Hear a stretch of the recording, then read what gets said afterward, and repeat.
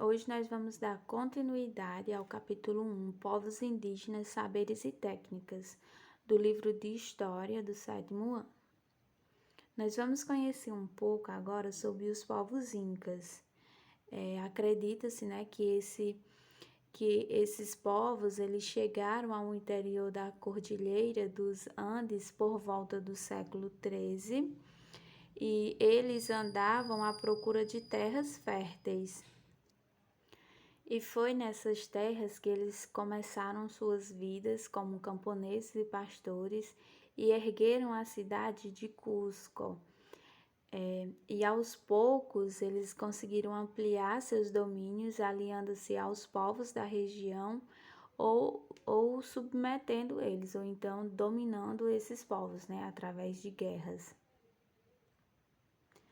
Em 1438, eles fundaram um império que teve Pachacuti como primeiro imperador. E nesse processo de formação do seu império, os incas eles acabaram aderindo elementos de outras culturas, incluindo o quechua, que é a língua, né, que mais tarde eles espalhariam pelos Andares, acabou, né, se tornando a sua língua principal e eles acabaram, né, outros povos acabaram aderindo a essa língua. O Império Inca ele expandiu-se consideravelmente graças às sucessivas conquistas desses povos. Eles tinham nessas conquistas através de guerras, que eles saíam como vencedores, e então eles ocupavam, né, a terra desses povos que haviam sido vencidos. Ele era dividido em várias regiões administrativas, o império, né, o Império Inca, e cujos governadores deveriam prestar conta de seus atos ao imperador. A interligação entre as regiões do império era feita por uma eficiente rede de estradas que eram construídas nas encostas das montanhas, e os jovens eles eram treinados desde a infância para correr por essas ruas, levando e trazendo informações e produtos por longas distâncias.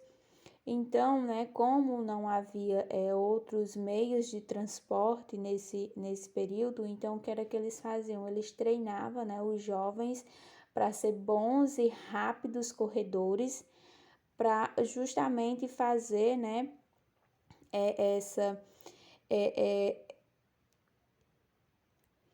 para justamente fazer esse transporte, né, de informações e produtos que poderiam ser essenciais ao imperador.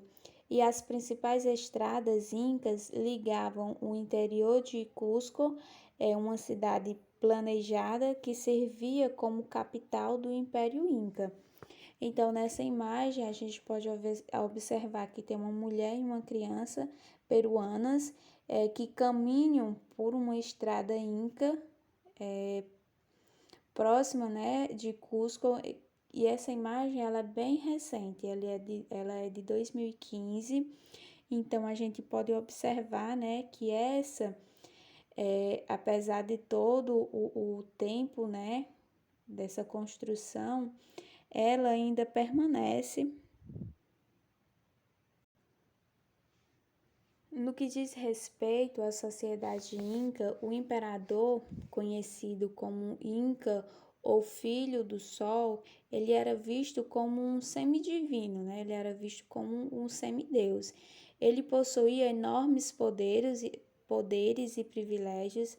Seu cargo era hereditário, né? No caso, passava de pai para filho. Abaixo dele estavam os sacerdotes e os chefes militares, todos saídos da nobreza. Então, no caso, né, era uma questão também de hereditariedade para ser sacerdotes e chefes militares, tinha que ter grandes riquezas, né? Depois desses sacerdotes vinham os artesãos, os soldados, os projetistas, os funcionários públicos, e esses profissionais, eles viviam em cidades e eram sustentados pelo governo. Então, o governo era quem acabava sustentando, né, esses artesãos, soldados, toda essa classe trabalhista.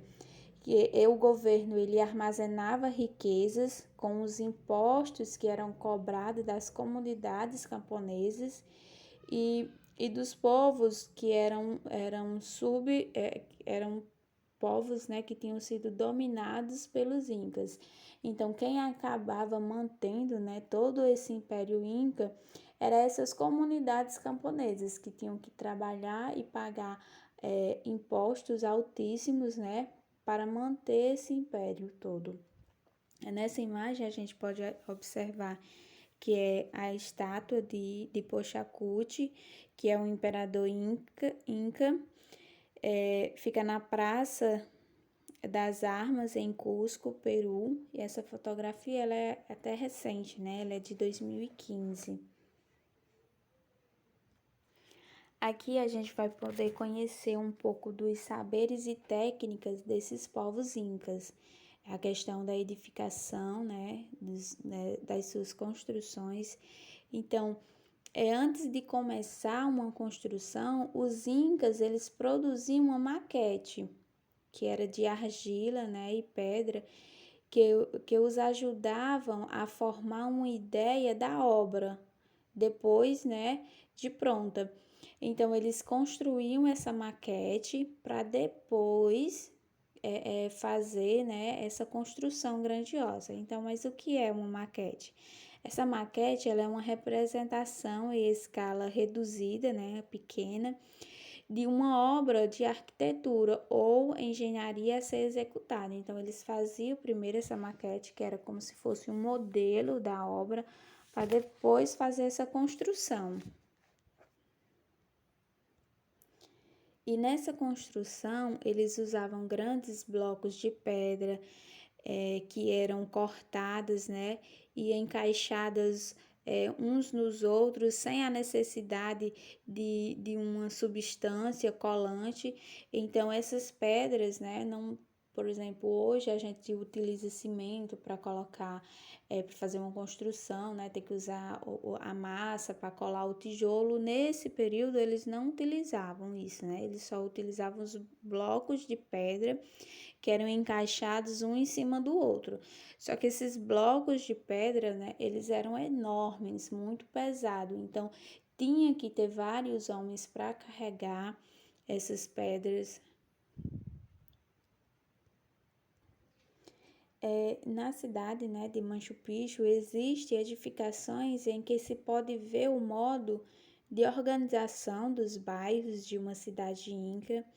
Então, restam ainda hoje, né, construções incas intactas, que elas não caíram, né, continuam da forma que eles fizeram, e um número grande de vestígios delas em cidades como Cusco, Lima, Quito. A gente pode, né, observar nessa imagem aqui abaixo, que mostra a Praça das Armas e igreja, né, de Companhia de Jesus, que fica na cidade de Cusco, no Peru. Essa imagem recente, ela é de 2017. Então, no que diz respeito às técnicas, trabalho e impostos, esses povos incas, eles criaram um sistema de terraço. Então, como era, né, esse sistema? Eles habitavam em regiões montanhosas e eles desenvolveram uma técnica agrícola que consiste em construir terraços na forma de uma imensa escada para a prática, né, da agricultura. E nesses degraus altos, nos degraus mais altos, né, dessa podemos dizer assim, escada, eles cultivavam espécies de vegetais resistentes ao frio, né, como ficavam numa parte mais alta, então recebia mais frio, então nessa parte eles plantavam batatas e Nos degraus do meio, eles costumavam plantar milho, abóbora e feijão, e já nos mais baixos, né, que eram os que recebiam menos frieza, eles costumavam semear árvores frutíferas. E com isso, eles conseguiam colheitas variadas e fartas o ano todo, justamente por causa dessa técnica, né, que eles desenvolveram. Os incas, eles se dedicavam também ao pastoreiro,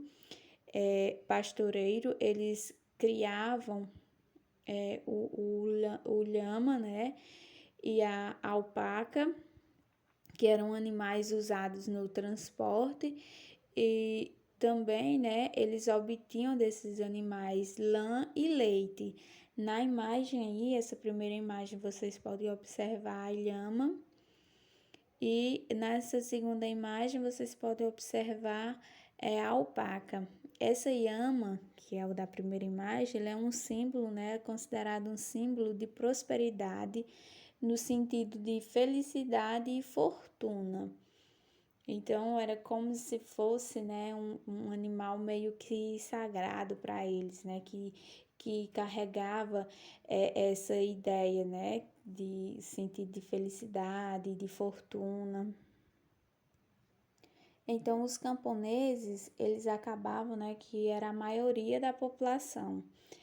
Cada aldeia ela era formada por um conjunto de famílias camponesas unidas por um laço de parentesco e também recebia o nome de Ailu, ou melhor dizer assim, né? O chefe do Iailu era o Curaca, e essas terras, né? As terras de cada Ailu era dividida em três partes. Uma parte pertencia ao imperador, outra parte pertencia aos deuses, né? E quem controlava essa parte das terras eram os sacerdotes, e outra parte dessas terras era para as famílias camponesas. E além de trabalhar todas as terras, os camponeses tinham de prestar serviço gratuito ao Estado, plantando, eles trabalhavam, né, plantando, construindo ou reformando. E esta obrigação tinha o nome de mita. Então, essas terras, né, dos povos incas eram divididas em três partes. Tinha a do imperador, tinha a dos deuses, que na verdade quem controlava essas terras eram os sacerdotes, mas quem trabalhava todas essas terras eram os camponeses, né? Porque, como a gente viu, eram os camponeses quem mantinham o império, devido aos altos impostos que eles pagavam. Aqui nessa imagem a gente vê os vestígios do sistema de terraço dos povos incas, né? Que era aqui onde eles faziam suas plantações.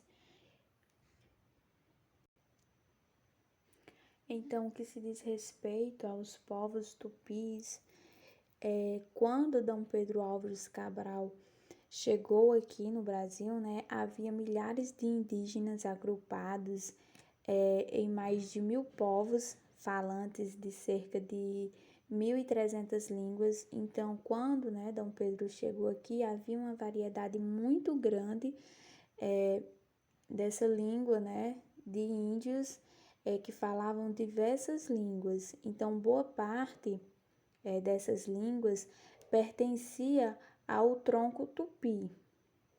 E calcula-se que na época a população tupi aqui no Brasil era de mais de 1 milhão de pessoas. Esses povos tupis, eles tinham uma origem comum, que hoje é a atual floresta amazônica, né? E suas casas eram ruidosas e movimentadas. Suas aldeias eram grandes e comparadas às da Amazônia atual hoje. Então, as aldeias, né, desse tempo, do período da descoberta, né, do Brasil, da chegada de Dom Pedro no Brasil, essas aldeias tupis, elas eram enormes. e por volta, né, de 500 antes de Cristo, eles começaram a se expandir cada vez mais. Uma parte deles caminhou pelo interior em direção ao sul, outra parte rumou até a voz do rio Amazonas e depois avançou pelo litoral no sentido norte e sul. Então, né, esses povos, eles não ficaram só em um local, eles migraram, né, para outras regiões, e esses povos tupis, eles praticavam a agricultura com destaque para o cultivo da mandioca, era um dos seus principais alimentos, né, que é uma planta que foi descoberta e domesticada por esses povos, e para complementar a alimentação, a sua dieta, eles também caçavam, pescavam e coletavam frutos. E entre os grupos tupis que habitavam, né, o litoral estavam os tupinambás, da área onde hoje é o Rio de Janeiro. Então esses tupinambás habitavam, né, nessa área. E os tupiniquins, que tinham suas aldeias onde hoje é o Porto Seguro, na Bahia. Então esses povos tupiniquins, né, esses índios, eles viviam, né, no Porto Seguro, onde hoje é a Bahia. Essa imagem, ela mostra crianças falantes da língua tupi que estão se banhando, né, no rio, que é no rio Culuene, que é na aldeia Aiá, que é de Calapalo. No que diz respeito às técnicas e saberes dos tupis, objetos que contam a história, né? Que contam a história desses povos.